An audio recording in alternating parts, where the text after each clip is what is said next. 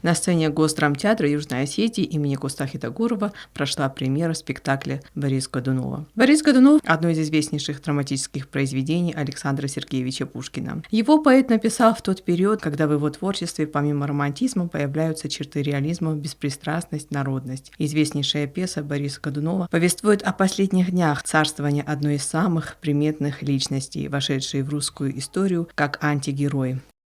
Նավարժնց նավդամ ուդգաշ պացախ, կանենց ըրմաշտր վդուն սետր մաշտր մերտ։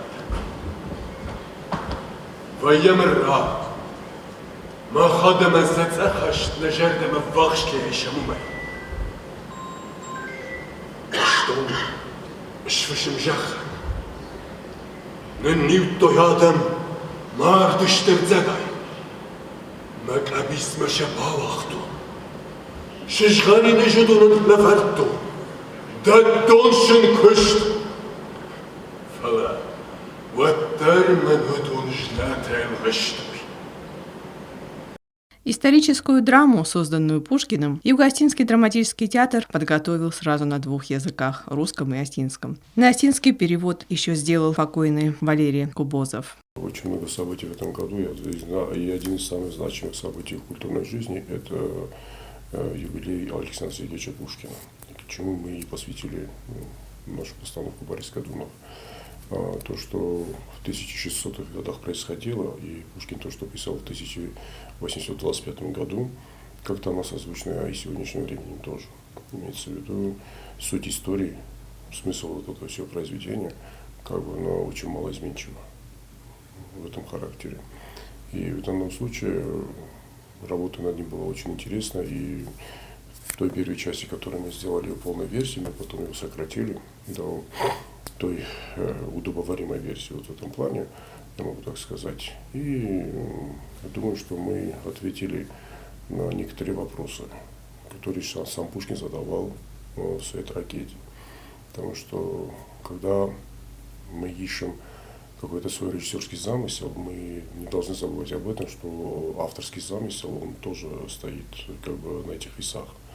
Потому что если Пушкин задумал свое произведение в этом плане как-то по-своему, то сегодня, знаете, как бывает очень интересно наблюдать за постановками, которые идут как бы в сегодняшнем формате, как шоу, как какие-то современных костюмах или что-то в этом роде, интерпретируют их на современные темы в этом плане. Это тоже интересно, я не отрицаю этого всего, но в данном моменте мне хотелось просто взглянуть в ту историю, взглянуть в глубину веков и оттуда дать понять как бы зрителю, что вот там происходило и такое тоже. И чтобы народ сам уже понимал для себя, что поменялось, что меняется. Тем более, что главным действующим лицом в этой пьесе является народ. Вы сделали главным, или это вообще по самой произведению? Да? Каждое свое, потому что если Борис Годунов умирает, не доходя до конца, если там Григорий Отрепьев засыпает обратно так же, как и проснулся, то в данном случае народ остался в безмолвии.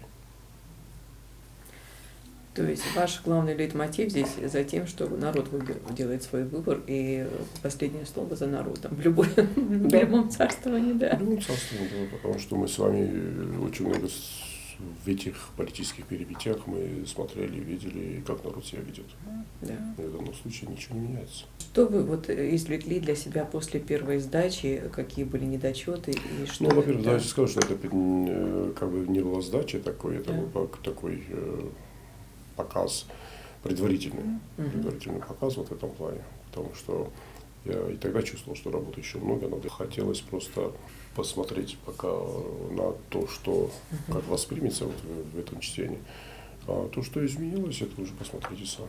Да, потому что сам по себе, конечно, любому режиссеру хочется оставить побольше текста самого Пушкина, но описание того, что делал Пушкин, всех тех сцен, которые там были, ну, это уже как бы знаем мы, это все практически знают.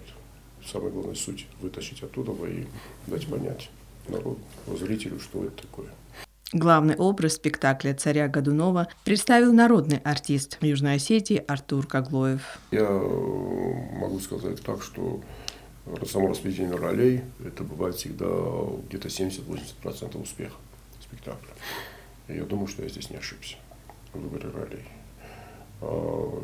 Тут в этом характере и в самом характере Бориса Годунова, который исполняет Артур Коглоев, это, я думаю, что он это все покажет уже на сцене, вы это увидите, расписывать мне как бы неудобно даже перед камерой расписывать. А касательно Валиева? И вас видеть того то же самое Валиева, потому что, понимаете, когда читаешь произведение, ты сразу думаешь, кто это может быть, и сразу появляется вот те перечень лиц, которые у тебя в театре работают, и сразу они появляются перед тобой. Так что я могу сказать, что я пока ни в чем не ошибся. В роли Григория Артепьева представился Георгий Валиев. Это была очень большая постановка, то есть мы очень долго репетировали. К моей роли, конечно же, сложная роль, сложная, и нужно было очень сильно готовиться, и морально, и физически. Я очень сильно настраивался для того, чтобы воплотить свой образ на сцене.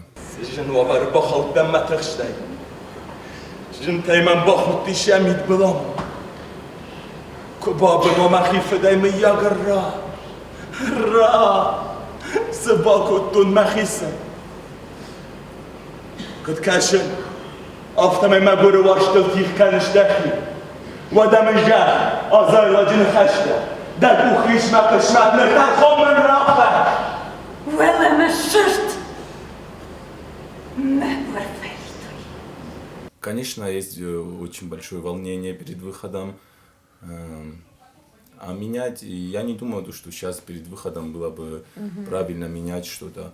Но волнение очень сильное. Насколько вы согласны со своим героем, вот когда играли? Потому что я знаю, что режиссер подбирает по характерности героя. Да? Вот насколько он вам идентичный, этот образ?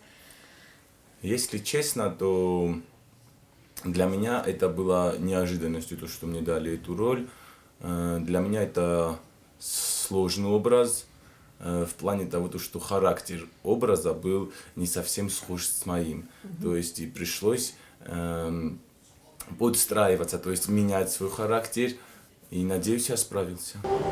Хантанам кубершит нога Хекура савит ритва Ахам рашта капуркани Вадыш бавжарин мека Жахка патта фыртрошта Нырья ингеней баш Хема раши Раши Непосредственно о личности Годунова, как таковой, я мало обращал внимание, потому что в школьной программе больше уделялось внимание, наверное, Андрею Дмитрию тому самому, в общем-то, смутного времени. И в школьные годы, да, что-то помнилось, что-то вскользь, но когда уже непосредственно начали заниматься спектаклем, постановкой, окунуться с головой, это и в костюмы, изучение повадков, говора, или как кланялись, в общем, и мимика. То есть это очень интересно окунуться в ту эпоху. Касаемо, как вы сказали, как отношусь к герою, допустим, или там к героям, кто бы сейчас таких, чтобы осуждать? Многие уже века прошли, и мы, как говорится, притронулись к нашему Шекспиру, к нашему Пушкину, именно в его трактовке, в его драматургии, вот мы и исполняем. А задача актера – это уже сыграть максимально важно, нужно, как ставить перед тобой задачу режиссер. Ну почему два героя? Для вас это, наверное, была все-таки работа и трудоемкая, и интересная? Как говорят, маститые артисты, не бывает маленьких ролей, а мои роли маленькие, но довольно значимые. Они во всех постановках бывают, и в фильмах, и на сценических площадках. Я, прежде чем заняться этими ролями, я изучил все, что было в пространстве интернета, чтобы посмотреть, как другие сыграли. Это значит монах Варлам, первая роль, и вторая роль была даже без имени. Ну, как бы, князь Рожнов, попавший в плен к Лжедмитрию. Абсолютно разные по характеру. Тот вельможа, этот отшельник и к тому же пропоец. Такой. Интересные образы, абсолютно разные. но оба существующие в одно время. И надо еще покопаться, как они существовали, так две разные люди в одно такое тяжелое время. Это очень интересно поработать. И спасибо за возможность участвовать в таком грандиозном, на самом деле, проекте. Это третий спектакль в постановке Тамерлана Дудцева, в котором я участвую. И первая была «Последний герой», тоже масштабная работа. И есть большие надежды, что данная постановка будет по рангам ниже. Хотя и для нашей осетинской истории, как бы это может быть не такая значимая, да, здесь скажем, но русская история это очень значимый период. И интересно окунуться уже в другую атмосферу. То есть, если последние свидетели об Осетии, то здесь уже окунуться в историю Руси. Вот. На то и задача актера, профессионального и режиссера, чтобы обыграть и показать, чтобы зритель сказал «верю».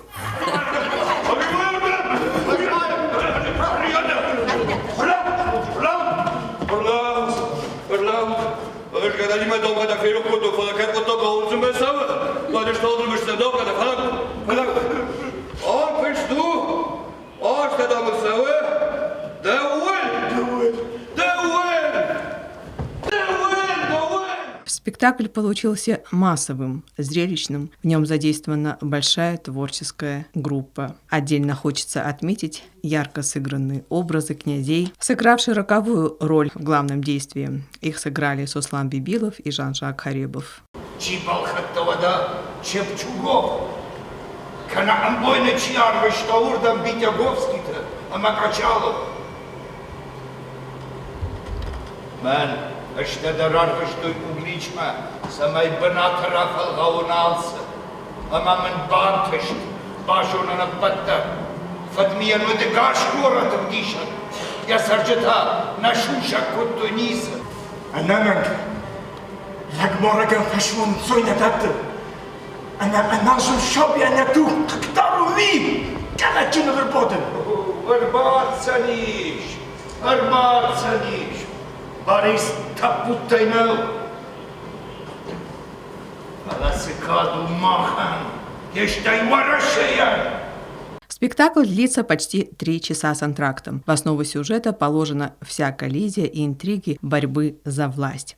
Исторический спектакль «Борис Годунов» в необычном для зрителей интерьере. На сцене почти нет декораций, только расколотый символ власти, как олицетворение происходящего раскола в те царские времена Российской Федерации. И задним фоном здесь большой экран, показан дворцовый интерьер того времени, когда жил Борис Годунов. По словам режиссера-постановщика Тамерлана Ефимовича Дудцева, такая задумка нашла одобрение. Маститы и художники работали над этой пьесой. Я могу сказать, так, Юрий Хариков, который был сценографом этой пьесы, этого спектакля, Евгений Виноградов, который выступил художником по свету, и художником по костюмам выступил Хох Бекоев, и Мурат Плиев, композитор, который написал музыку к этому произведению. То я думаю, что эти личности уже говорят сами за себя. А так, конечно, кто помогал, как бы все цеха. Все цеха работали отлично, и в этом плане могу выделить и костюмерный цех, и цех декораций, и цех бутафории, и художественный цех. То есть работали. То есть вы сами получили от этого, когда говорят, вот режиссерское какое-то вот интерес или удовлетворение, инсайт какой-то получили от этого? Вы знаете, есть моменты, которые надо еще дорабатывать. Еще надо дорабатывать какие-то вещи, какие-то моменты. И есть как бы немножко, знаете, как отношение к произведению, все такое, что что-то не хватает все равно, что-то не хватает. Потому что такое состояние было у меня, когда я делал «Пир». Тогда было тоже сложно, потому что объединить все 6 произведений в один большой спектакль и переплести их так, чтобы это было логически переходило из одного в другой. Это еще сложнее было. А тут как бы тебе Пушкин все написал, и Пушкин все сыграл за тебя. Так что тут вопрос в этом, что постарайся как бы не утратить замысел самого Пушкина и при этом дать свой режиссерский замысел тоже, потому что, как Хлестаков говорил в своем монологе, мы с Пушкиным на одной ноге. Отдельное внимание приковывают и зрителей и яркие костюмы, аксессуары, которые потребовали, конечно, определенного изучения той эпохи. Мы провели очень большую работу, потому что очень сложно было найти именно ткани той эпохи. Ну, конечно, мы не могли их найти, но что-то подобрать под тот период нам, конечно же, нужно было. Когда делается историческая постановка, конечно, больше привлекают костюм, потому что это бывает что-то новое для зрителя, и как бы всегда их больше рассматривают. И при том, при минимуме декораций, как в Борисе Годунове, костюмы, конечно же, выходят на первый план, потому что они как бы ярче смотрятся. И из-за того, что они более исторические. Да, работа, этот костюм, это подразумевает работу с актером, потому что актер будет носить на сцене этот костюм. И как бы, чтобы я ни нарисовал, чтобы я ни придумал, если актеру будет на сцене неудобно, конечно же, это будет всего лишь просто работа. И работая над костюмом, мы, конечно, учитывали мнение и артистов, актеров, потому что они радикально ничего не меняли. Они могли добавить, там, кому-то нужен платок, кому-то нужен какое-то украшение, на которое он будет акцентировать, и это будет помогать ему в работе. Но вот глобально менять костюмы... Да, а вот согласитесь, все-таки в короткий срок вы справились, да, с задачей? Сроки, сказать, были тоже сжатые, но и объем работы был большой, да, то есть если говорить о спектакле, то там задействовано очень много актеров, и при этом есть очень много переодеваний. Поэтому, конечно, столько образов создавать, конечно, было... А кто в вашем цеху, кто вам помог в целом? Все костюмы создавались в цеху театра, и хочется поблагодарить всех девочек, которые работают там, потому что такой объем работы и за такое короткое время они прекрасно справились. Спектр технически оснащенный, современный, монументальный. Костюм-то вообще история зоны, Я люблю классические постановки. Это произведение Борис Годунов по пьесе Пушкина мне очень понравилось именно тем, что это классическая постановка. И несмотря на то, что, я бы сказала, она такая темная и мрачная, все-таки подкупает очень игра актеров, подкупают декорации, подкупают и красивые костюмы, и, знаете, такое чувство, как будто ты забываешь, что ты в театре. Спектакль мне очень понравился. Можно даже сказать, что многое, что мы проходили по школьной программе, я уже забыла, но когда посмотрела этот спектакль, то я все вспомнила, и они отлично передали атмосферу XVI века, и в общем, все молодцы. По словам Тамерлана Зуцева, постановка вызвала разные отклики у зрителей и у театральных критиков, и это дает базу для дальнейшего самосовершенствования и развития этого спектакля. Ну что ж, хочется пожелать долгой и плодотворной жизни молодому спектаклю.